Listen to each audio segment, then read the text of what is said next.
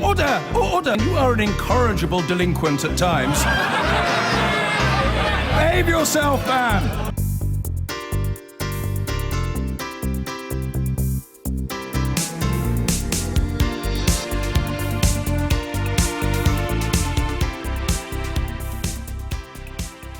It's been a slightly rough old week for the Labour Party. Owen Smith, the shadow Northern Ireland Secretary, was abruptly sacked by Jeremy Corbyn for disagreeing with the Labour line on Brexit. And then Mr Corbyn himself became entangled in a furious row with Jewish community leaders over that anti-Semitic mural. Mr Corbyn's deputy, Tom Watson, who's also Labour's culture and media spokesman, is with me now. Welcome, Mr Watson. Hi, Andrew. Can I start by asking you about the sacking of Owen Smith? Was that not an absolute slap across the face for lots and lots of anti-Brexit Labour members, supporters and MPs who have been looking to the Labour Party to get them that extra referendum, who've been looking to the Labour Party to save them from what they see as a hard Brexit engineered by the Conservatives, and you are now saying no further? Well, I hope they don't feel that way. You know, I was disappointed to see Owen go. He did a very good job as Shadow Northern Ireland Secretary. He was very experienced and was speaking out about his concern for the Northern Ireland Good Friday Agreement. And but he was saying something that he's been saying consistently all the way through from the leadership election onwards. He's never changed his position on this. Yes, but, you know, he does know how collective responsibility works, Andrew. And, you know, when you join a shadow cabinet, you may have your own personal views, but you're there representing the collective view of the Labour Party. And, you know, if I'm being honest, I don't think Jeremy really did have a choice but to ask him to stand down, and I think he was probably right on that. So can you explain to us the difference between this situation and Diane Abbott, who was also calling for a second referendum, and indeed Keir Starmer in his local paper in 2016 was saying we might have to have a second referendum? Yes, there's a tangible difference between a letter that goes to a constituent that was clumsily worded, which was the case with Diane Abbott, and doing an interview in The Guardian where you take a contrary view to that that's been agreed by the Shadow Cabinet. The difference between Keir Starmer was in the Camden New Journal. You can say it in the Camden New Journal, but you can't say it in The Guardian. Well, to be honest, Andrew, I'm not a reader of the Camden New Journal. My paper is the Sandwell Express and Star, which is a very good regional paper. So I've not read what Keir said there. But of course, people do sort of make mistakes in these letters, but when you're a Shadow Cabinet member, you are bound by collective responsibility. You are bound by collective responsibility. And I think for Owen, who had left the Shadow Cabinet to run against Jeremy and then was invited back, I think he understood that he was obligated to try and hold that position. So his obligation, above all, is to stick with the Labour Party policy. Let me read you this. Unless the final settlement proves to be acceptable, then the option of retaining EU membership should be retained. The final settlement should therefore be subject to approval through Parliament and potentially through a general election or a referendum. And that is Labour Party policy, voted through the Labour Party conference. And that is what Owen Smith was saying. Well, look, we've never called for a second referendum. We didn't call for it in our manifesto. We've been very clear that we are campaigned for a meaningful vote in Parliament. That was a policy which went through the Labour Party conference. Well, of course, in a dynamic situation, the Shadow Cabinet takes a collective situation. Of course, the Labour Party conference is our sovereign body, but it meets once a year. And actually, when you're doing a complex negotiation like Brexit, you have to rely on your Shadow Cabinet to take a position. We did do that. In fact, we have a Brexit subcommittee that explores all of these issues and line by line in the negotiations. They take a long time to get a position. And I think Owen probably knew what the position was. And sadly, I think Jeremy had no choice but to ask him to stand down. Well, you say that. As I would suggest that he was sticking with the Labour Party policy as it's been expressed by conference, and he was sacked for doing that. Can I ask you what the policy is now? Is a second referendum, as far as the Labour Party is concerned, completely now off the table? We've never called for a second. You always say this. We've never called for it, but that's a slightly different thing. I'm saying, is it off the, is it off the agenda? What we want is a meaningful vote. Now, how the course of this, you should always try and keep your options open in a negotiation, particularly one that could have such disastrous. So the option is still there? Well, I think it is highly unlikely that we will be calling for a second referendum. What we want is a meaningful vote, and what we want is to apply pressure to the government to get them to change their negotiating position. And I think we've been moderately successful in that. I think we convinced them that we needed transitional arrangements that would mean that we would stay within the customs union and the single market for that time.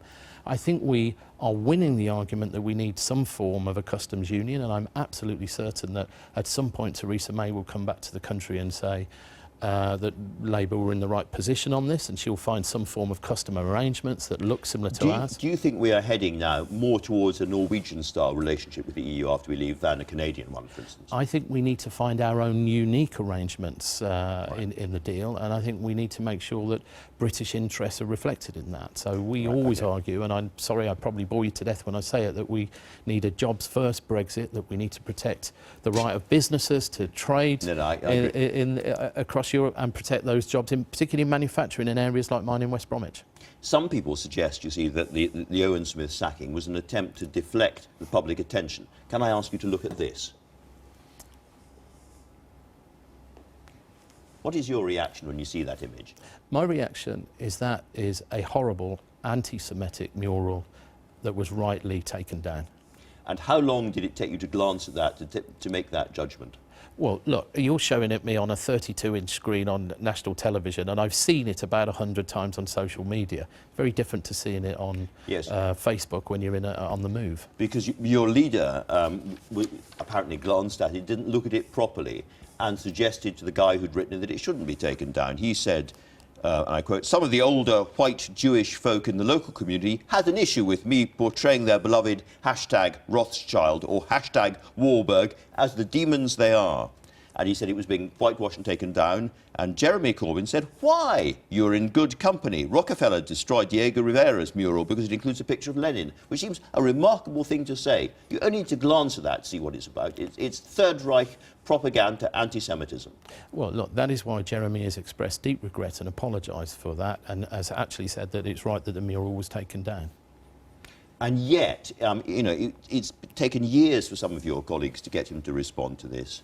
Luciana Berger, who's a Jewish Labour MP, has been trying to get a response out of Jeremy Corbyn for a long, long time, and she's still very, very upset that he has not completely, fully apologised for this. Well, I'm very, very sorry that people feel hurt by this, and that's why I think it's right that Jeremy has expressed regret for it. He said that he didn't see the mural. He was talking about free expression, and I think you know, now that he has seen the mural, he's right to say that it was right not just to be removed, but that he expresses deep regret for the offence caused by the mural. He regrets not looking more closely at it. Can I suggest to you that if this was a mural attacking black people or any other ethnic group, then nobody in the Labour Party would have the slightest hesitation about condemning it? Well, nobody in the Labour Party should have the slightest hesitation in condemning this mural. It's anti-Semitic, it's horrible, and I want Jewish members as well as every other member of the Labour Party to feel welcome in our party. I think it's time we said enough is enough on these anti-Semitic stories. This is the and point. we are taking measures to do that. You know, we've increased our staff that do these investigations. We've had the Chakrabarti report. We work with our affiliated organisation, the Jewish Labour Movement, to redefine anti-Semitism at our conference last year.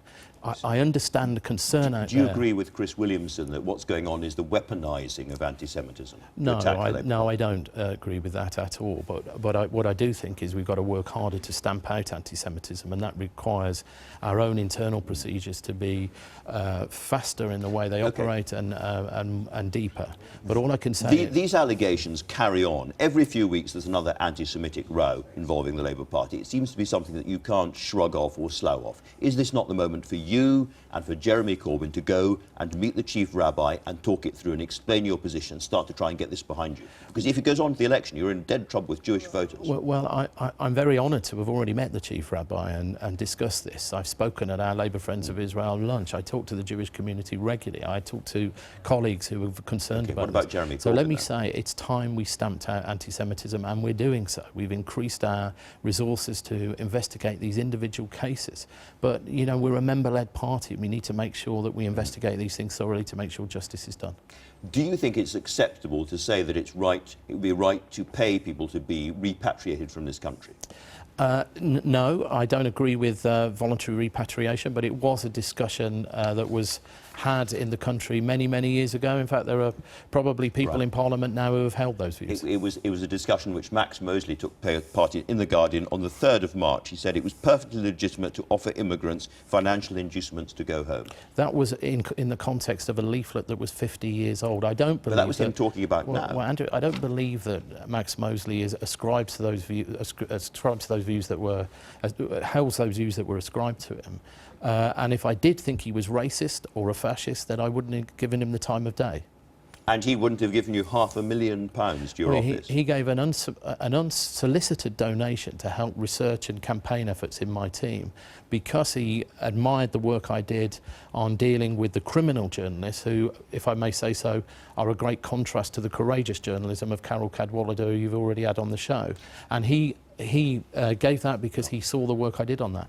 But let's work out what's going on here, Andrew. Well, right? before we do that... So he became the subject of national media attention for over a week because of the work that he's done in calling for the national newspapers that don't believe in proper self-regulation to be reformed. Now, I'm not naive about this, but nonetheless, that very, very offensive leaflet, which he signed the bottom of in 1961, accused coloured immigrants coming into this country, in the words of the time, of spreading VD and leprosy. It could not have been more disgusting. And he's somebody who has not yet said, this is all appalling and I have totally different views. Is he still a friend of yours? Yes, he is a friend of mine, and he does have totally different views. Look, he's had a very unusual life. He's had a very unusual life. His father was a fascist leader. Yes, his father was a fascist leader. You can't decide who your father is, Andrew, but you can have redemption.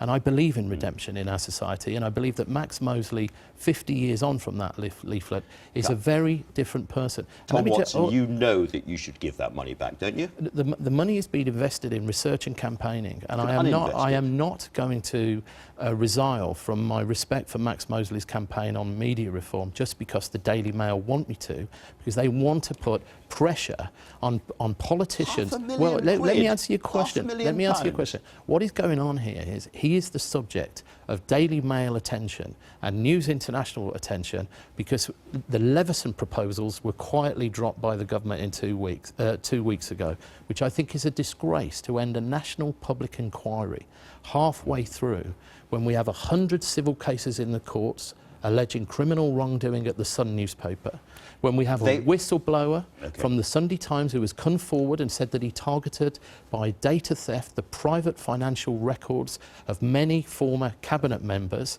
when there is no remedy to that because a government minister has caved into that pressure and dropped the Leveson inquiry. I'm not going to throw Max Mosley out to the wolves because he is courageous enough to come through family tragedy and campaign for change. There are very few of us out there. OK, before I finish, I should say that that quote I read out from the artist about his mural was not the one that Jeremy Corbyn saw. He just saw the image. Very, very quickly at the end of this, you've seen all the Cambridge Analytica stuff. Do you think that the Vote Leave campaign was in some sense illegitimate or corrupted because of it? Well, I think the story of the whistleblower in today's newspapers is very significant. And what I think needs to happen is Theresa May needs to make sure the Electoral Commission has the resources to fully investigate the allegations made that there was collusion and criminal collusion. Because let's remember, the people that led these campaigns are now senior cabinet members, and I think we need to make sure that they were not aware of what was going on, and that's why I think the resources are needed. And if needs be, the police should be resourced to investigate as well. Tom Watson, thanks very much indeed for talking to us.